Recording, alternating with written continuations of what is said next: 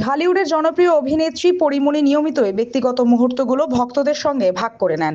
শীতের মৌসুম শুরু হওয়ায় পিঠা পার্বণের আমেজে তিনিও ঘরমুখো হয়েছেন। সেই কারণে শুক্রবার দুপুরে তিনি ঢাকা ছেড়েছেন বলে জানা গেছে। রাজধানী ছাড়ার পর পথেই কয়েকটি ছবি তোলেন পরীমনি এবং নিজের অফিসিয়াল ফেসবুক পেজে সেগুলো পোস্ট করে ভ্রমণের খবর জানান। প্রকাশিত ছবিগুলোতে দেখা যায় ঢাকা ভাঙা এক্সপ্রেসওয়ের ধারে গাড়ি থেকে নেমে তিনি বিভিন্ন অ্যাঙ্গেলে ছবি তোলেন।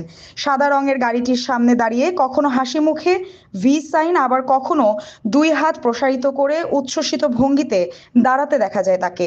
জিন্স টি শার্ট ও জ্যাকেটে পরীকে বেশ স্বাচ্ছন্দ্য লুকে দেখা গেছে।